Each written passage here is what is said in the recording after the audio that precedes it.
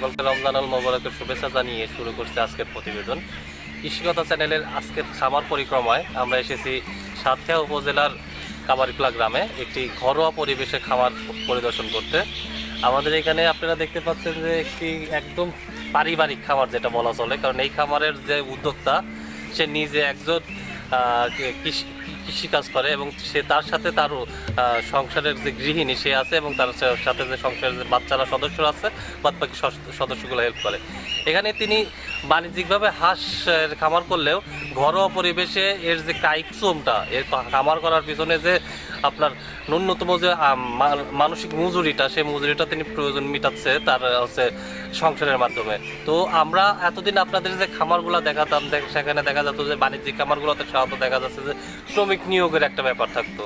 তো আমরা আজকে একটা নতুন খামারে আসছি যে খামারগুলোতে আপনারা দেখাবো যে একটা পরিবার, ছোট্ট একটা পরিবার যদি মনে করে যে বাণিজ্যিকভাবে হাঁসের খামার করব, তাহলে হাঁসের খামার করা সম্ভব। আবদ্ধ অবস্থায় কিভাবে একটি খামারের পরিচালনা করা যায় সরাসরি আমরা তার মুখ থেকে, শামীম ভাই খামারি ভাইয়ের মুখ থেকে জেনে নেব।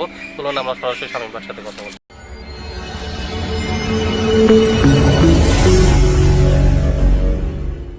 আসসালামু আলাইকুম। ওয়ালাইকুম আসসালাম। আমি মোহাম্মদ বরকতুল্লাহ শামীম।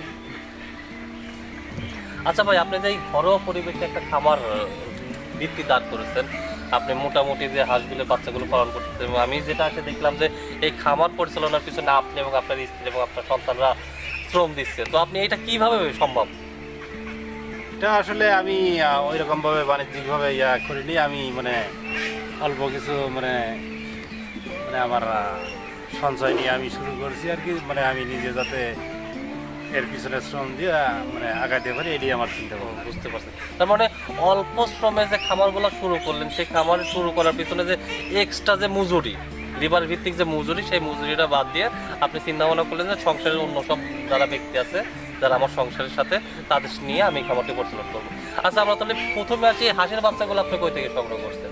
হাঁসের বাচ্চা আমি সংগ্রহ করছি উল্লাপাড়া থেকে। উল্লাপাড়া থেকে কতদিনের বাচ্চা সংগ্রহ করছেন? জিরো বাচ্চা, একদিনের বাচ্চা। কত টাকা করে নিচ্ছিল বাচ্চাগুলো? আমি আনছিলাম আর কি 35 টাকা পিস, আর 2 টাকার মতো খরচ হয়েছিল। মোট কতগুলো বাচ্চা আনছিলেন? বাচ্চা আনছিলাম আমি 750। কি জাতের বাচ্চা আনছেন আপনি ওখান থেকে? আমি ওনার সাথে বলছিলাম যে আমি 1 নম্বর ক্যাম্বেল আমাকে দিতে হবে, ভালো জাতের ডিম থেকে বাচ্চা ফোটানো, এইভাবে আর কি চুক্তি করে নিচ্ছি। আচ্ছা, আমরা ওনার কাছ থেকে আপনি ক্যাম্বেল বাচ্চাগুলো আসছেন এবং আমরা যে আসলে দেখলাম যে আপনার বাচ্চাগুলো ক্যাম্বেল বাচ্চা আর কি। তো আপনি খামার করার আগে কোন পেশাতে নিয়োজিত ছিলেন আর কি? খামার করার আগে আমি 2 বছর বাড়িতেই আমি একটু অসুস্থ ছিলাম। তার আগে আমি সিএনজি গাড়ি চালাতে, নিজের গাড়ি ছিল, এই আর কি। ও, তার মানে আপনি সম্পূর্ণ একটা নতুন পেশা থেকে এই পেশাতে ইউটার্ন করে আসছেন, এর কোনো আপনার পূর্ব কোনো অভিজ্ঞতা ছিল না। আচ্ছা, আপনি তারপরে তো হাঁসের খামার করতে গেলে যে সাধারণ একটা কারিগরি জ্ঞান দরকার, যেটা একদম খুব প্রাথমিক পর্যায়ে লাগে, এই কারিগরি জ্ঞানটা আপনি কোথা থেকে সংগ্রহ করছেন? প্রাথমিক জ্ঞান আসলে আমি একটা কৃষি সংগঠনের সাথে জড়িত। ওইখানে আমাদের সাময়িক হাঁস, মুরগি বা গরু, ছাগল এগুলোর কীভাবে পালনের হালকা 1-2 দিনের ট্রেনিং দিত আর কি। এগুলোতে আমরা অনেক সময় যাইতাম। এই দিক থেকে আমার একটু ইচ্ছা ছিল। তো পরবর্তীতে আমার ওই ইচ্ছা ভাই বলাতে আমি আর আগে যাই। আপনি যে এই ব্যবসাতে ইনভলভ হলেন, দেখা গেলো আপনি 2 বছর সিএনজি চালাচ্ছেন, তারপর 2 বছর বসেছিলেন, তো এই ব্যবসাতে মূলধনের প্রাথমিক অবস্থায় তো আপনার 700 হাঁসের বাচ্চা কিন্তু অনেক টাকা লাগছে। তো আপনি রিস্ক নেওয়ার আগে কি একটু চিন্তা ভাবনা করে দেখেন না যে এই ব্যবসায় আমি ঢুকবো, যদি আমি এই ব্যবসায় সফল নয় তাহলে তো আপনার পরবর্তীতে দেখা গেলো যে আপনি ঋণী হয়ে যেতে পারেন? জি, আমি অবশ্যই এই ব্যবসায় যাওয়ার আগে আমার সহায়তা ভাই বা পরিচিত আরও একজন খামারি এবং আমাদের ইউনিয়নের পশু ডাক্তার, উপজেলার ডাক্তার, এদের সাথে আমি কম বেশি আলাপ করছি আর কি। আলাপ করার পরে এদের সাথে পরামর্শক্রমেই আমি কাজ করছি, যদিও প্রথম করি। বুঝতে পারছি, তার মানে আপনি প্রথম করলে পরেও আপনার যে প্রাথমিক যে ধারণা, সেটা এই হাঁসের খামারের সাথে রিলেটেড ব্যক্তিদের সাথে আপনি পরামর্শ করে নিতেন। আচ্ছা, আপনি প্রথম অবস্থায় কি খাবার দিতেন আর এখন কি খাবার দেন? প্রথম অবস্থায় একবারে প্রথম দিনে আমি দিছিলাম আর কি চিরা ভিজায়া খাইতে দিছিলাম, আর রাতে মুড়ি দিতাম। এরকম 2-3 দিন খাওয়ানোর পরে ফিড দিই। তারপরে কিছুদিন যাওয়ার পরে ওই ভুসি আর ফিড মিক্সার করে দেই। পরবর্তীতে গম আর ভুসি। বুঝতে পারছি। এখন বর্তমানে আপনার খামারে কয়টা হাঁসের বাচ্চা আছে? এখন আমার বর্তমানে আছে 685টা। এগুলোর ওজন কিরকম হতে পারে? প্রতি বাচ্চা পিসে ওজন কিরকম হতে পারে? বাচ্চা আসলে কিছু একটা আপ ডাউন হয়ে গেছে, কিছু বাচ্চা সামান্য কয়েকটা বাচ্চা খুব ছোট। এভারেজে যদি আমি ধরি তাহলে কয়শো গ্রাম করে হতে পারে? এভারেজে হয়তো 300 গ্রাম বা তার চেয়ে একটু বেশি। আচ্ছা, আপনি এই 650 বাচ্চাকে যে আপনি প্রতিদিন খাবার দিচ্ছেন, কি পরিমাণ খাবার দিচ্ছেন আর কি? কত কেজি এবং কত টাকার খাবার দিচ্ছেন? খাবার দিচ্ছি আমি প্রতিদিন মনে করেন 4বার খাবার দিই, 4বারে 6-7 কেজির মতো যায় একবারে। 7-28 28 কেজি গম দিচ্ছেন? গম ভুসি দিয়ে এই মানে এই 2 দিন আবার ফিটও দিচ্ছি। বুঝতে পারছি। মানে ওই ওনারা বললো যে ফিট হ্যাঁ, আপনার বাচ্চার বয়স তো 40 দিনের মতন।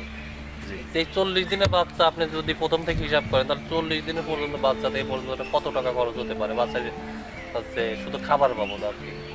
শুধু খাবারের মানে এভাবে আলাদা আমি হিসাব করিনি তো, আমি মানে টোটালি কত টাকা আপনার খরচ হয়েছে? টোটালি আমার মোটামুটি 87,000 মতো। 87,000 টাকা। এবং আরো আপনার যে শুষ্ক মৌসুম শেষ হতে অর্থাৎ ধান কাটা শেষ হইতে আরো তো আপনার 15 দিন লাগবে। 15-20 দিন লাগবে। 15-20 দিন লাগার পর তখন আপনি যখন মাঠে ধানের ক্ষেত্রে অর্থাৎ খালি জমিতে হাঁসগুলা দেবেন, তখন দেখা যাবে যে তখন আপনার খাবারগুলো লাগতেছে না। আচ্ছা, এই পর্যন্ত আপনার 40 দিন হাঁসের বাচ্চার যে বয়স হয়েছে এবং কি কি টিকা দিচ্ছেন আপনি হাঁসের বাচ্চার জন্য? টিকা মানে ভ্যাকসিন একটাই দিছি আমি।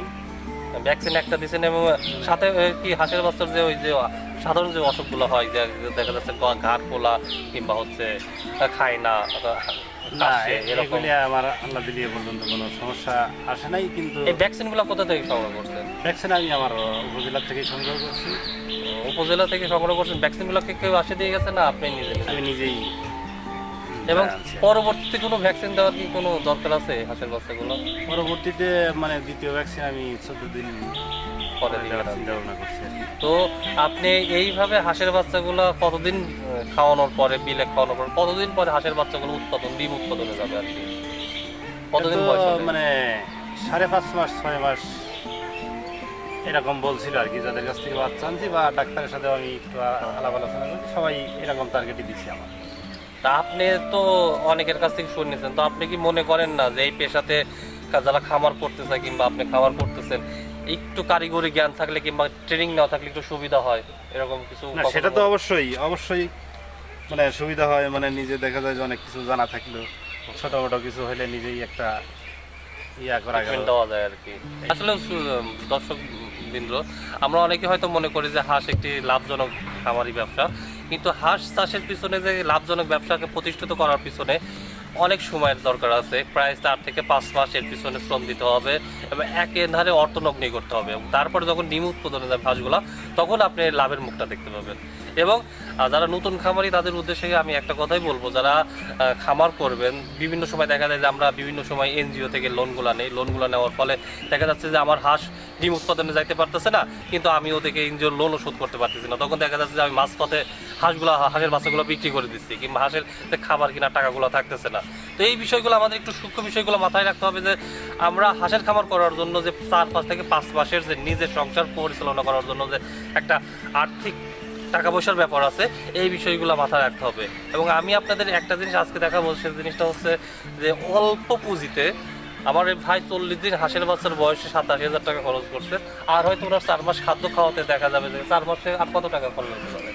4 মাসে আমি আশা করছি হয়তো খরচ কম হবে, মানে আমি আর 15 দিন পরে হয়তো ফ্রি খাদ্য খাইতে পারবো কিছু। এবং ফ্রি খাদ্যগুলো বিলে গেলে আপনার হাঁসগুলো ডবল ওজন হয়ে যাবে। মানে কারণ প্রাকৃতিক পরিবেশে হাঁসগুলো যখনই যাবে তখন ওর গোসল কিংবা পানিতে দৌড়াদৌড়ি করলে হাঁসগুলো ডবল হয়ে যাবে, এবং তখন উনি দেখা যাবে যে হাঁসের বাচ্চাগুলো যখন ডিম উৎপাদনে যাবে, তখন ওনার 2 থেকে 3 মাস ডিম উৎপাদন দিলে ওনার যে পূর্বের যে টাকাগুলা, যে ইনভেস্টগুলো, মোটামুটি সেই ইনভেস্টগুলো কাভার হবে তখন 2 থেকে 3 মাস, অর্থাৎ এই অর্থ বছরে, এই রানিং বছর 2019 সালেই উনি লাভের মুখ দেখবে, এবং সেটা ওনার যে খামার যে পরিমাণ টাকা ইনভেস্ট করা হবে সেই টাকা উনি উত্তোলন, সেই টাকা উনি তুলে দেখা যাবে যে বাদবাকি যে টাকাটা ওনার আয় হবে সে টাকাটা উনি বিগত যে টাকা ব্যয় করেছে তার চেয়ে অনেক বেশি হবে। দর্শক মণ্ডলী, সকলে ভালো থাকবেন, এবং সকলে যারা খামার করতে চান এবং যদি মনে করেন যে খামার বিষয়ে কোনো পরামর্শ এবং যদি ঘরোয়া পরিবেশে কোনো খামারের দরকার থাকে, তাহলে আমাদের শহীদুল শামীম ভাইয়ের সাথে যোগাযোগ করবেন। এবং হচ্ছে যদি আমাদের কোনো রকম প্রয়োজন হয় তাহলে আমাদের সাথে যোগাযোগ করবেন এবং আপনাদের কোনো কমেন্টস থাকে আমাদেরকে জানাবেন। এবং আরও যদি এ বিষয়ে কোনো তথ্য জানার থাকে এবং আমাদেরকে বলার থাকে তাহলে অবশ্যই আমাদের কমেন্ট বক্সে জানাবেন এবং আমাদের চ্যানেলটিকে অবশ্যই সাবস্ক্রাইব করবেন। সকলকে ভালো থাকবেন এবং সকলে রমজানের মোবারকের শুভেচ্ছা জানিয়ে আজ এখানে শেষ করছি।